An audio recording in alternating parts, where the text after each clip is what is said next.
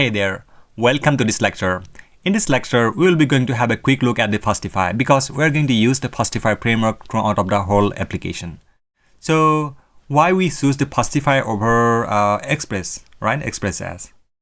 Because Fastify is very fast, it has a very low overhead, and it is highly extensible, and it is quite developer friendly. So that means if we're going to use the Fastify, it's going to help us out to build our backend and web server very efficiently with the help of its built-in tons of the core modules. You can see all of the core plugins it is supporting by the Fastify ecosystem, right?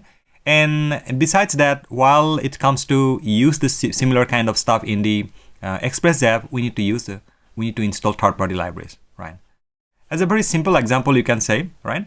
While it comes to performance, then the Fastify is performing more than 2 times better than Express as, right?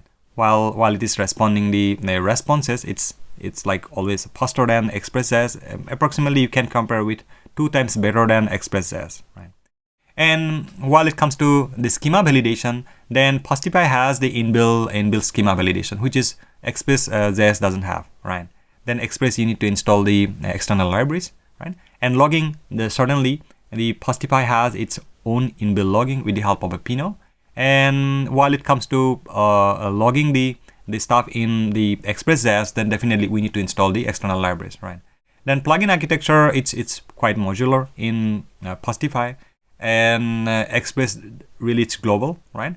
And TypeScript support, it's going to be native because you no need to install additional packages for Fastify to support the TypeScript. But besides that, Express.js, we need to install the TypeScript libraries also, just to support, set up everything from the beginning, right? Then while it comes to documentation and everything, Fastify has the inbuilt features where it's easy to set up with the help of Swagger.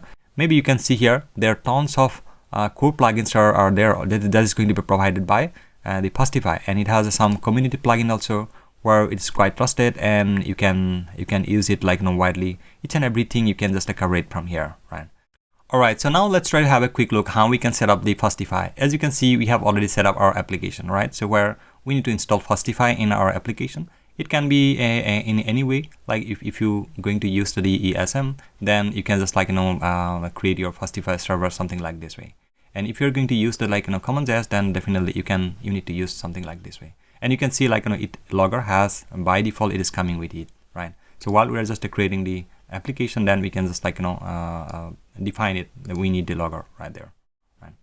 And if you go here, let's try to check it out, how it is going to work with the request and response validation. So that means we can use its built-in schema validation feature of the Fastify, where we can directly assign the schema, what kind of request data we going to be marking as a kind of required, right?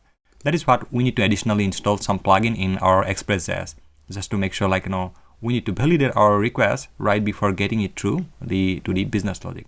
So that's really very sweet things here in the Fastify, where you can construct your request, what type of request you are going to accept for that particular endpoint. Then you can define, as you see here, we are only interested on the query string, let's say. So query string has to be present as a form of name, let's say. If name is present, then we can maybe then only we are going to accept it. And response type also we can define it here. So what kind of response it has to be returned. So that is strictly we can define it there. So that means this particular function, once we are going to call this root endpoint, let's say /get, it's a get call /, right? Then it has to return this kind of object. While we are going to respond to this endpoint, right? Then we need to respond certainly with 200 response code, or maybe we can define multiple response code. Let's say it can respond with 200, or it can be respond with 404 or maybe 500, right? Something like that way. So this is giving us a quite flexibility while it comes to strictly typed with returning and request and response types, right? And if you can see here, right? So while we're executing this one, then we can execute some code before reaching to our main code as a form of pre-handler. So this is a kind of another extra layer it is exposing by Fastify. So that means where you can check the authentication, right? So right before reaching to our main business logic, you can you can check it out, like how we can check our authentication from here, right?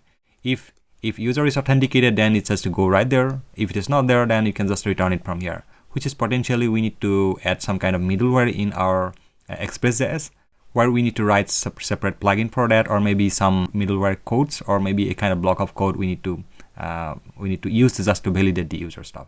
So the similar way, but it's a little bit advanced way in the Fastify, you can use this authentication stuff, right? Then definitely TypeScript stuff we're going to discuss in a bit, because in the down the line we're going to use the TypeScript also, right, in our microservice section. So now let's go to reference here, right? So inside the reference, you will be getting all of the useful stuff, whatever we need to use throughout our application. You can see it has a quite nice documentation, but most importantly, we are going to use the routes, right? This is going to help us out to get into our application. And if you see here inside the routes, right, that is already we have discussed this part. And you can see like we are only interested in two things right here, right?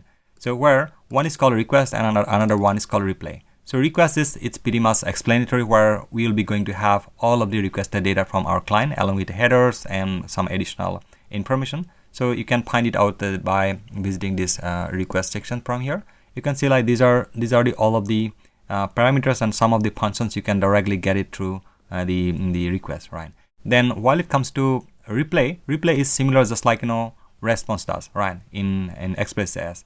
So replay can have all of the features, just like you can call the replay object just to respond certain things, just like status code, all right, code status code, all right, everything you will be getting right there. So it's quite a little bit advanced, like topic of the response, you can say.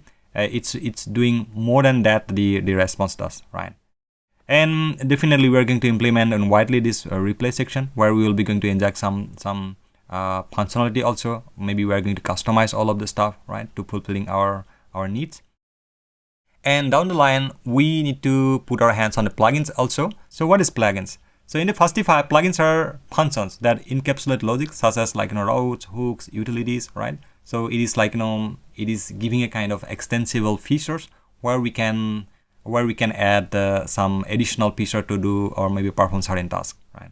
So as an example of a plugin, and maybe you can say ZWT, or maybe authentication, any kind of authentication tokens and all. So in the Fastify, if we need to do certain things, then you need to install plugin, right? And the similar way we did in our Express application, just like we need to install certain node module, then we can directly use. The similar way you can use right here as well as, but you need to register it while it is going to be available to our Fastify instance. So it's a little bit different, but definitely we can put our hands on do all of the stuff also. But if you're curious, then go ahead to the plugin section and you can check it out how we can register the plugin. You can see like we're registering the plugin, and their plugin can have a certain life cycle, right? So which is giving additional features, just like to that the normal Node.js the library is does, right? So, and if you are moreover know about like how Lambda is works, or if you have experience on the serverless, then this is really going to be easy for you to understand like how we can take advantages of like all of the plugin stuff in the Fastify.